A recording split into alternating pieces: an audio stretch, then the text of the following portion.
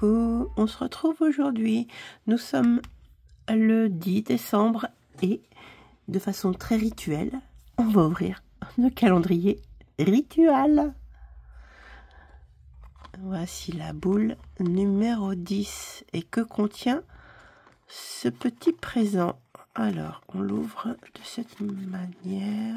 Oui, c'est ça. Je voudrais bien ne pas abîmer la boîte. Alors, non, c'est peut-être pas là, alors. Ça va être par là. Ouais, c'est ça. Une partie collée, une partie qui ne l'est pas. Que je fasse pas de bêtises. Ah non, c'est ça. Oh, je vais l'abîmer. Là, je l'ai ouvert. Ah, c'est pas évident, ça. Attendez. Je vais réussir à l'ouvrir. Ah, bon, ça va. Alors, oh. Qu'est-ce donc? Un savon. Jojoba et lotus sacré. Bon, ça sent, j'ai l'impression que ça sent un tout petit peu savon pour les mains. Très bonne idée. Allez voir comment il est dedans. Je veux pas abîmer. Je viens de faire mes ongles, alors je veux pas abîmer. Ce qui est ridicule, mais non, c'est comme ça. Alors, voyons. Est-ce qu'il a une petite couleur? Non, il n'y a pas de couleur. Rituel. Ouais, tout simple. J'aime bien. Je sens un petit peu. Ouais, ça sent bon. Très délicat. Vous me faites confiance. Hein. Vous voyez, j'ai un petit. L'odorat est un petit peu revenu. Mais je suis contente. Hop, la case 10. Tiens, hop. Donc, 10 égale 1 €. Je vais pouvoir récupérer un peu de monnaie là-dedans. Je voudrais pas m'en défaire de trop parce que pour les fois prochaines, ce serait pas mal que j'en ai. Alors, je peux prendre combien dans mon petit porte-monnaie? J'ai une pièce de 2 €. Là, je vais prendre 1 € pièce de 50. Voilà. Ça, c'est cool. Encore une case de rempli. Pour ici. Une petite boule sur mon sapin de retirer. Et je vais vous retrouver tout de suite. Je suis accompagnée de mon thé. Alors, ma petite dégustation du jour. C'est ça vient du Palais des Thés. C'est le thé des amants. Et le parfum, c'est du thé noir avec de la pomme et des épices. Donc, je bois une petite gorgée et je vous retrouve pour la suite. Car la suite, c'est de la lecture d'un livre classé dans le domaine public maintenant. Je bois mon petit coup et j'arrive.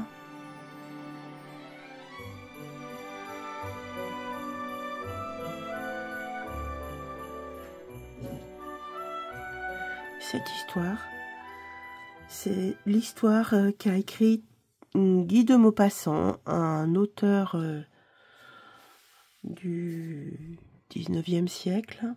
Il a écrit cette nouvelle en 1883. J'ai lu ce livre il y a longtemps. J'ai réécouté, puisqu'il y avait une adaptation théâtrale, je l'ai réécouté il y a peu. Et je me suis dit que j'allais en tirer un résumé global du livre. Je vais vous en faire part. Donc le titre, je pense que certains connaissent le livre, enfin cette nouvelle en tout cas. Le titre c'est La Parure. Je bois et on arrive. J'ai mes petites feuilles. La Parure. Mathilde Loisel est belle et charmante, une beauté naturelle qui fait tourner les têtes, une jolie Parisienne.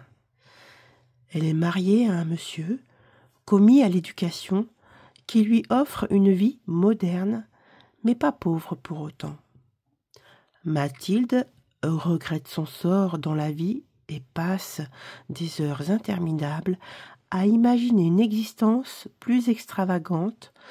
Elle rêve d'élégance, de jupons, d'étoffes soyeuses et de mondanité.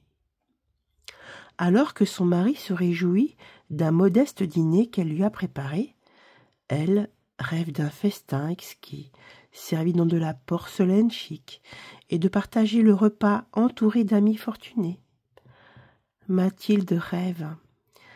Elle rêve à s'en rendre malade, car elle n'a ni bijoux, ni toilette magnifique. Sans eux, elle se sent indésirable, quelconque, invisible. Oh, bien sûr, elle pourrait rendre visite à Jeanne, une amie qu'elle a connue lorsqu'elle était au couvent. Elles étaient comme deux sœurs en ce temps-là. Cela fait si longtemps que la vie les a séparées. Oui, en ce temps-là, elles étaient pareilles, toutes pareilles. Sauf qu'aujourd'hui, cette amie, c'est devenue une dame, Madame Forestier. Elle est riche et vit dans le beau monde, celui dont Mathilde aurait tant voulu faire partie. Alors, pour ne pas se faire trop de mal, Mathilde refuse de rendre visite à son ancienne amie. Elle se retrouverait en face de tout ce dont elle a eu envie dans sa vie, et clairement, son statut de simple bourgeoise en prendrait un coup. Elle qui voulait être vue, eh ben voilà, non, elle n'ira pas. Question d'orgueil, ça lui ferait trop mal.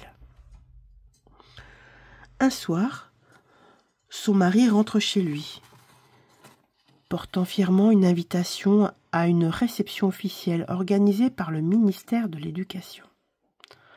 Il aime Mathilde. Il en a eu du mal à voir cette carte et espère que Mathilde sera ravie d'assister à un tel événement. Au moment même où elle contemple l'invitation, elle passe du sourire aux larmes. À travers les larmes, elle dit qu'elle n'a rien à se mettre et qu'il devrait donner l'invitation à l'un de ses amis, dont la femme peut s'offrir de meilleurs vêtements. Le mari, amoureux, est bouleversé. Combien coûterait une robe pour cette occasion ? Elle réfléchit. 400 francs suffiront. Bon, c'est toutes les économies de son mari, mais sa femme vaut bien cela. La robe est achetée. Voilà, elle est somptueuse. Les étoffes, la couleur, tout est magnifique. Mais une chose ne va pas. Plus elle y réfléchit, plus Mathilde pense qu'elle ne pourra pas aller à la réception. Avec une si jolie robe, il me faut un bijou. Monsieur Loisel l'invite à porter des fleurs, mais elle refuse. Non, seules les villageoises et les campagnardes en portent. Pourquoi ne pas rendre visite à Madame le Forestier et lui emprunter quelque chose ? Ah, aussitôt dit, aussitôt fait. Madame Forestier, amie de toujours, est ravie de retrouver son ancienne amie et accepte de lui prêter des bijoux. Mathilde choisit. Elle trouve un collier de diamants.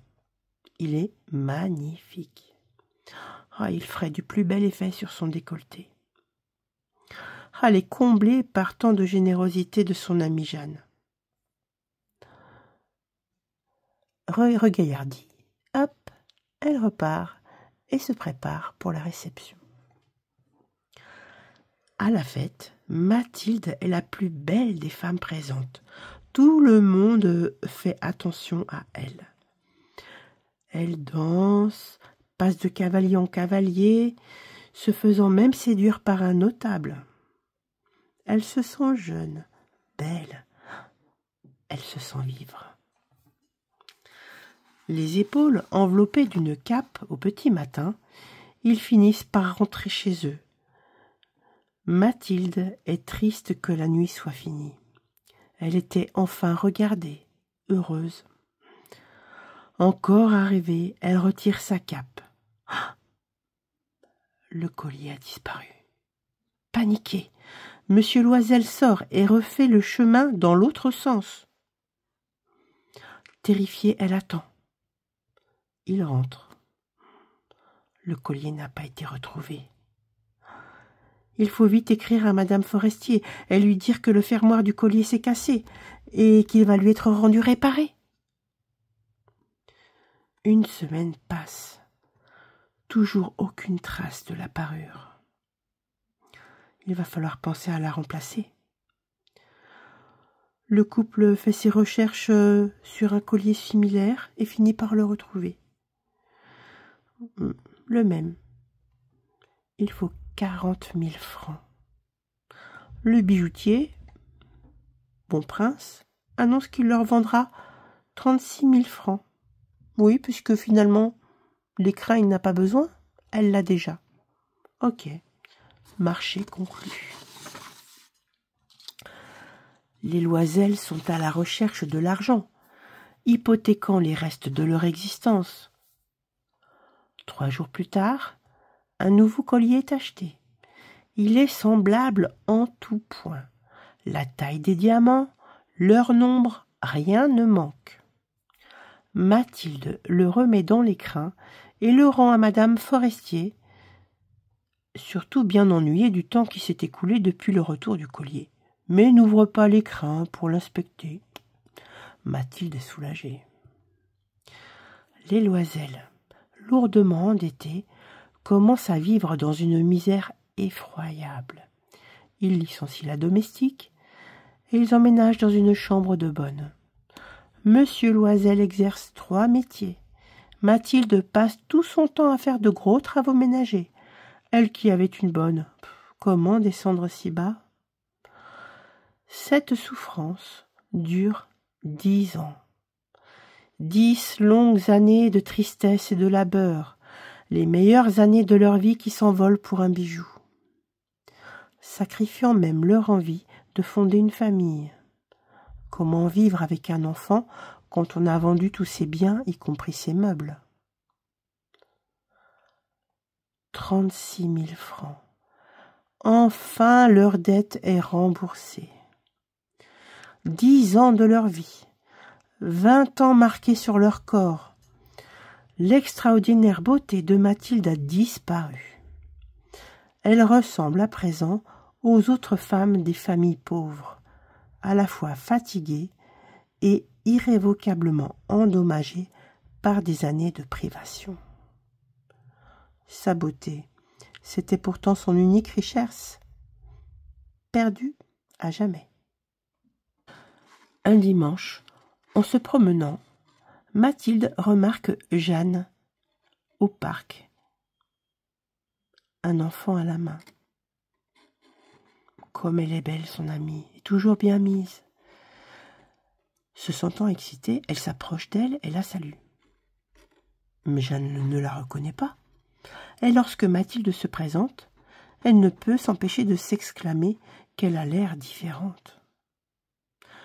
Mathilde dit que les changements se sont faits à ses frais, lui raconte une longue histoire sur la perte du collier, son remplacement et 10 ans de travail pour rembourser la dette. À la fin de son récit, Madame Forestier serre les mains de Mathilde et dit « Ma pauvre, le collier prêté n'était qu'un bijou fantaisie, et il ne valait rien d'autre que 500 francs.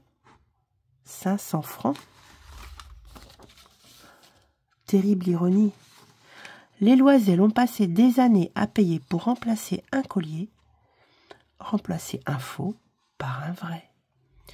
Tout cela pour perdre complètement tous leurs biens, leur santé, famille et apparence.